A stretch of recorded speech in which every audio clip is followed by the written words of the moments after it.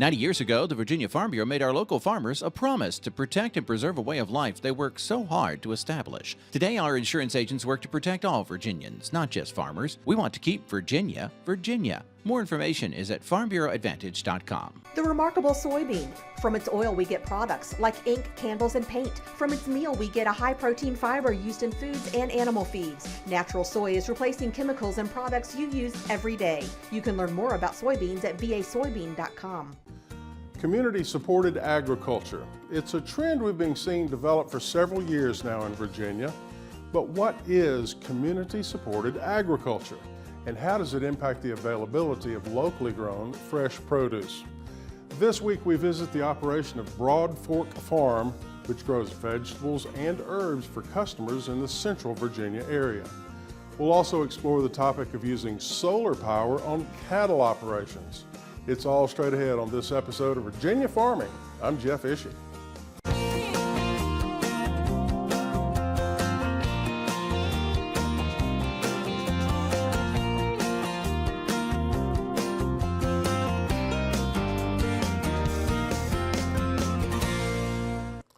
Virginia farmers expect to harvest 11.7 million bushels of winter wheat during 2018. According to a recent forecast published by the USDA, the wheat crop in Virginia this year may be as much as 23% larger than the previous year. Farmers planted 230,000 acres last fall, with about 175,000 acres expected to be harvested for grain. Based on crop conditions in early May, and assuming a normal growing season, farmers expect a yield of 67 bushels of wheat per acre. That's up by 1 bushel from 2017. The Chesapeake Bay Foundation is encouraging livestock producers to use solar-powered portable watering stations. The organization demonstrated this unique equipment at a farm in the Headwaters region in Augusta County. Virginia farmers are keenly aware of water quality issues in recent years and how they might impact agricultural practices. The Chesapeake Bay Foundation is introducing new technology in an effort to not only help farmers improve water quality on the farm, but ultimately throughout the Chesapeake Bay watershed. Matt Kowalski is Virginia Watershed Restoration Scientist with the organization and says even though this particular farm is hundreds of miles away from the Chesapeake Bay, it's vitally important to the health of the bay. And this is the headwaters to the Chesapeake Bay. We're here at Buck Hill Farm in Mount Solon, Augusta County. So this stream flows down into the North River, that flows into the Shenandoah River. Shenandoah flows into the Potomac, and the Potomac flows into the Chesapeake. So we're part of the Chesapeake Bay. We would like to see the Chesapeake Bay healthier and cleaner, but not only do we want to see the bay clean, but we want to see local waterways clean as well. Kowalski said Virginia farmers are adapting to new technologies as they become more efficient and more affordable. One of those technologies is solar power. What we're here today to demonstrate is that Chesapeake Bay Foundation just finished putting together a portable solar-powered water pump system. So it's trailer mounted for maximum portability, and the goal of it is to be a demonstration unit and a unit that we can loan out to farmers to try using this innovative technology to help both increase their productivity on the farm and to help clean up the health of those local streams by providing them an off-stream option to water their livestock from. Farmer Alston Horn says the benefits of a solar-powered portable watering system were obvious. Being able to move it, the mobility, getting the water farther out in the field, closer to livestock, where they can be farther out in the pastures and get to some more of that beneficial grass that's in the corners of a field is very beneficial. The trailer-mounted unit has numerous water holding tanks and a solar panel attached to the front of the trailer. The panel converts the sun's energy to electricity, which pumps water from a nearby stream or pond. But as Horn explains, every farmer knows the sun doesn't shine every day. It still works on cloudy days, but that's one of the things behind designing it with the reservoir tanks on the trailer. So even if the sun's not out all day long, there's still a backup for the cloudy periods, and then the pump can catch up when the sun is not out. when the sun is out. The Chesapeake Bay Foundation is partnering with Virginia Cooperative Extension in this effort.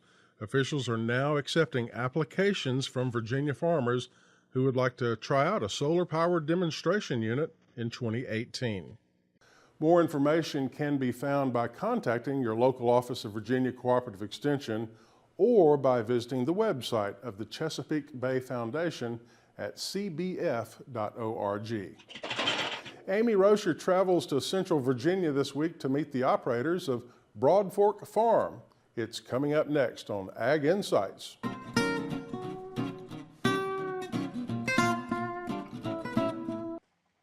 Today we're visiting Chesterfield, Virginia, and we're at Broadfork Farm, and I'm joined by one of the farm owners, Janet Ardema. Janet, thank you so much for having us out today. Thanks for visiting. It's wonderful to have you. So tell us, what is Broadfork Farm all about? Sure. So together with my husband, Dan Gagnon, we own and operate Broadfork Farm. We are a small-scale, diversified, certified naturally grown farm. We grow about 50 different varieties of vegetables and herbs and a few flowers, and we market those vegetables and herbs and flowers directly to the customer, directly to the person who's going to enjoy the food and enjoy the flowers in their kitchen.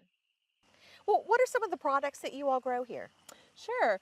So again, we grow primarily vegetables and herbs. We grow a wide variety of different greens, salad greens and cooking greens. So head lettuces, salad mixes, mesclun mixes, cooking greens like kale and collards and chard, and a whole wide array of different cooking greens. And the general fruits that people are familiar with from the vegetable world, tomatoes, bell peppers, eggplant, summer squash, that whole range of summer crops. And then roots, carrots, turnips, beets, radishes, things like that. That's the short list. I was going to say, but that's a lot, even on your short list. That's a lot. Exactly. So what size farm do you have? So we are really a micro farm. We grow on less than 2 acres. Okay. But we grow very intensively. If you look around our fields, you see a wide variety of things planted close to one another and a great density in which we plant. So we can harvest off of that 2 acres enough vegetables to feed 150 families each year. Okay. Not your typical American farm. Absolutely not. That's wonderful. Well, now, you say we, so it's you and your husband basically who run this farm. Yes. Do you have any other help? We do. So my husband, Dan Gagnon, and I operate the farm. We are owners and operators of this wonderful business. And we hire 2 full-time, we call them interns each season. They're paid employees, but they receive a high amount of education throughout the season. We look for people that don't necessarily have experience growing vegetables, but rather have a real enthusiasm for learning, as well as a willingness to work hard. And then we take folks essentially from ground zero and teach throughout the season. Everything from the best soil science information that we can pass on to them, overarching philosophies, themes, and approaches to this world of small-scale, diversified, organic agriculture, as well as the technical day in and day out process of growing, harvesting, and marketing the vegetables. Now, you all sell at farmers markets, but you also have a thriving CSA. Tell us, number one, what is a CSA? What is a CSA? CSA stands for Community Supported Agriculture, and that is a method of farm business management in which community members financially invest in the farm in the beginning of the season. And then in return, they receive a share of the farm's harvest over the course of the season. This is a method of farming or method of farm business that originated in Asia and then eventually found its way to the United States in the 60s or so. So how does the CSA work with Broadfork Farm? Sure. So many farms do a CSA or manage a CSA in different ways. So this can be unique to each farm. We offer 2 different types of, or 2 different options that people can choose to participate as members of our CSA. One we call the farm share, and in that program, We, the farmers, choose a wide variety, a nice mixed blend of vegetables to form a bag or box, a weekly share that then members receive each week, May through November. Okay. So they get a nice variety of vegetables, but it's also a bit of a surprise that week. There's things that are pretty standard, but regardless, they don't know exactly what's going to be in the box until that week, because we choose the contents. Okay. The other arm of our CSA is called our market share, and that is more of an a la carte option. So CSA members choose item by item what they want from us throughout our entire growing season. Okay. And we tend to sell about 11 months out of the year. Okay. So the market share runs all 11 months, and people choose from whatever we have available then. Now, with the market share, do people choose what they want at the beginning of the season and say, No. this is what I want? So No, not at all. Week by week. week by week. Mm-hmm. Okay. So they literally can come to our farmers market booth and choose what they want that particular week, and it's just debited off of their account. Their account. Okay. Like they're collecting shares of what they have bought into, Right. one by one. So everything is prepaid, but then how they gather it and distribute and all that is kind of up to Very much up to the them. person. But the beauty of the CSA really helps the farmer Absolutely. because it gives you the funds to start your growing season. We see it as definitely mutually beneficial. We do receive the funds in the beginning of the season when we're not selling things yet or not selling very much yet. And that allows us to really be accountable to the community that's going to be eating this food rather than being accountable to a lending institution, which would be the alternative. Right. And so we choose to allow our community to help fund the startup of the season. And then because of our close relationship with the community, being members of our farm, it's a wonderful way to be accountable and to participate in the experience of growing food and feeding a community more closely than if we didn't have CSA members literally investing in the farm in January, February, March. How long have you guys been doing this, and how long have you had the CSA going? Sure, those are two different answers. So Okay.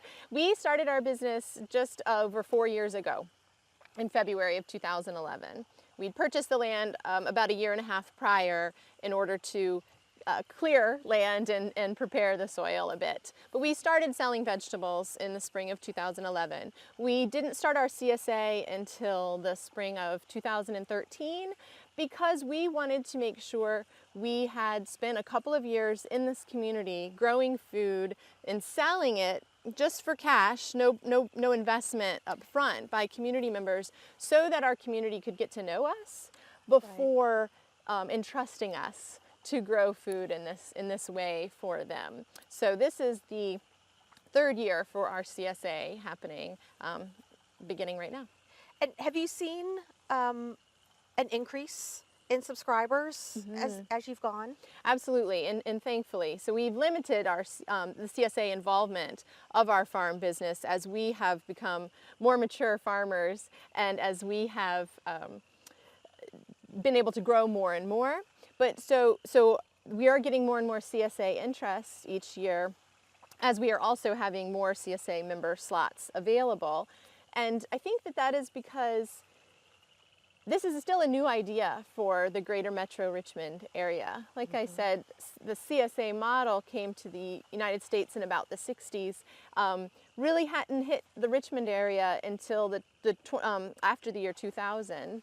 And here in Chesterfield, it's not a common way to engage in food acquisition, in Right. vegetable acquisition. Right. So we find that we're providing new information for people by introducing them to the idea of a CSA operated farm, and at the same time as they learn, they're becoming interested in participating. Right. Well, we are here right on the outskirts of, our state's capital. Yeah. Do you find that the urban folks are really starting to take an interest, and do you have a lot of subscribers that come out from Richmond to say, I'm gonna do this, I want some locally grown? We do have a lot of our CSA members and customers from Richmond. We do meet them in the city, however. Right. We are very close to Richmond, but it's about a 35-minute drive, depending upon which edge of Richmond you're headed to. So we do participate in a farmer's market in Richmond on Saturdays, as well as we have a CSA pickup spot in Richmond on Wednesdays. So you really have the opportunity to do some education doing this, don't you? Tremendously. And we intentionally purchased this parcel of land very close to suburbia and the city in order to allow more education of consumers, of local school children, of just curious public, so that they can pretty easily access our farm, stop by anytime and look around, attend one of the tours.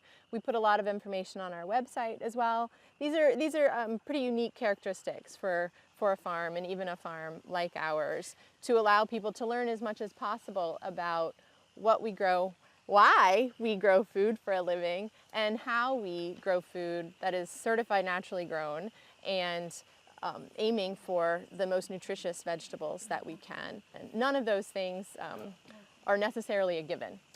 And so Right. those are passions of ours that we put into this endeavor. Now, I noticed you have some construction going around here. Yes, we Can you tell do. us about it? Absolutely. So we have just about a year ago started construction on a barn for our farm.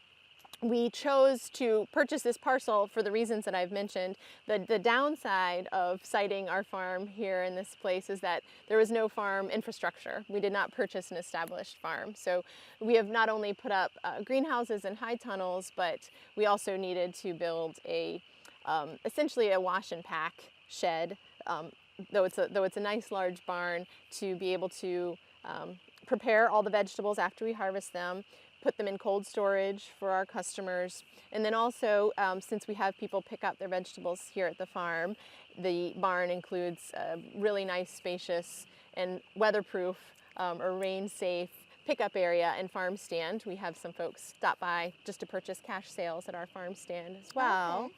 And finally, we really needed a place to be able to dry our onions and garlic during the time of the year that they have to be taking up a lot of space drying and curing. So we have finally gotten our barn 90% complete, and we're very excited to be able to use it as it's fully functioning Oh, this that's season. wonderful. Thank Now, you. I know you have, a pretty small area of land, but as the need grows, are you going to be able to supply more and more people? Do you feel like you can? with this We area? have a bit more expansion to do as a farm. We haven't cleared our entire parcel yet, and so we will grow a bit more. But we don't wish to max, or we don't wish to reach farther than about 200 families worth of vegetables. Okay. That's what we think is the max that we can grow on this parcel of land that we're on. If other farmers are interested in possibly starting a CSA, how do they go about doing that? Sure. So there is a really rich conference series about small-scale organic farming, which often uses the CSA model, both in Virginia and in the East Coast in general. And so I would highly encourage folks that are interested in pursuing this business to get on the conference circuit and attend as many events that they can to learn. Virginia has a wonderful organization that we're members of, the Virginia Association for Biological Farming, and the VABF, as it is known, puts on an annual conference with international and nationally known speakers presenting really quality information along the whole spectrum of things that one needs to know to be able to operate a business like this. So that's where I first point people. And that's what it's all about, connecting the farmer with the people who eat their food and let people know where it's coming from. Now, if people want more information on Broadfork or even on your CSA, what should they do? Absolutely. We direct people to our website, broadforkfarm.net, and we have an array of pages that provide information about our CSA, more detailed information about how we grow and what we grow, as well as information about when our farm tours are for the season, and a whole plethora of other information that we found our customers are really looking for when they want to know about a farm. Great. Well, Janet, thanks for having us out today. My pleasure. What a lovely place, and Thank you. You guys are doing some great work here. Thank you very much. Thank you for your visit. We'll be right back.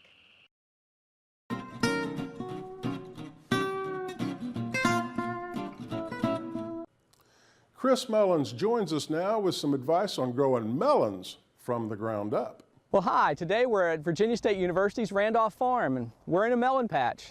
This time of the year it's pretty warm, and I always think back to childhood when we would crack open nice cold watermelons and cantaloupes, and it brings back good memories of growing up. And I'm sure it's the same with a lot of you all. And you can buy watermelons and cantaloupes, really good ones, at your grocery store, at the farmer's market, or a roadside stand. But you can also grow your own. So let's look at how we can do that in your garden.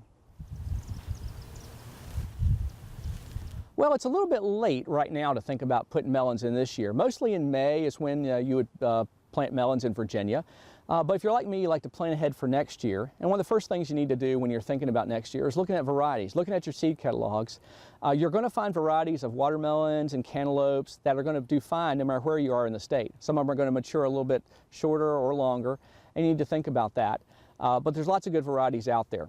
The next thing you need to think about is spacing, because these plants really take up a lot of space.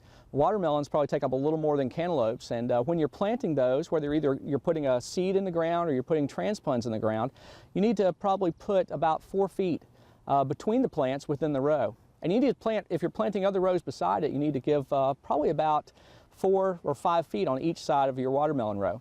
With cantaloupes, you can grow them a little tighter, maybe 3 feet on each side of the row, and maybe a couple feet within the row itself.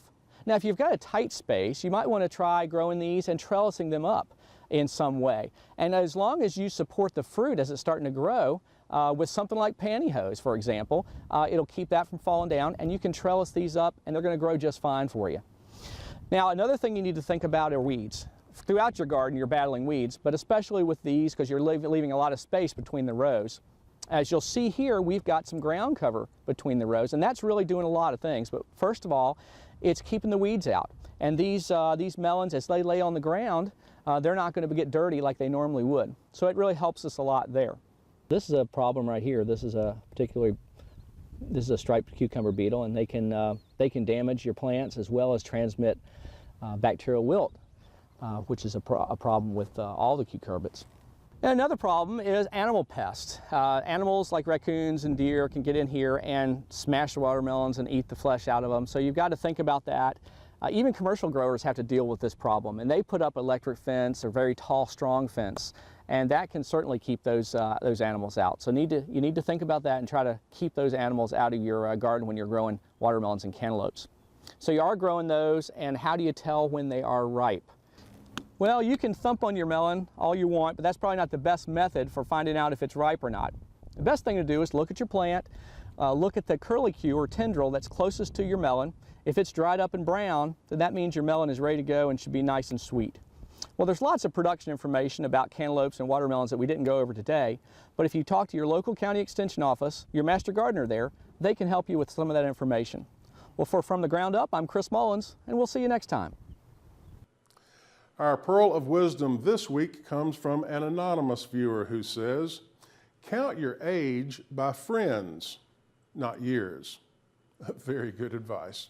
Submit your own pearl by visiting our website at virginiafarming.com. That does it for our show this week. Have a great week, everyone. I'm Jeff Ishii for Virginia Farming. And now for your Ag Trivia question of the week. The answer when we return.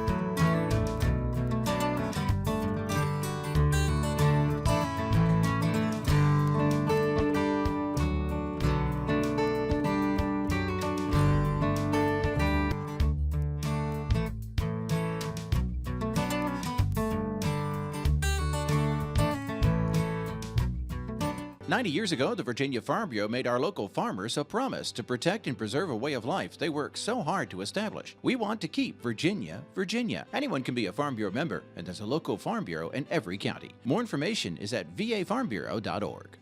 Virginia soybean farmers are hard at work growing soybeans to produce products you use every day. Candles, soaps, even crayons can be made from soybeans. Remember, when you buy soy, you're helping to support American jobs, the economy, and our nation's energy security. Would you like to put your business in front of rural America and the ag community every week? We have sponsorship opportunities available that will do just that. Get in touch with us to hatch a new plan. And now the answer to your trivia question of the week. D. According to the Virginia Department of Forestry, hardwoods make up about 80% of Virginia forest.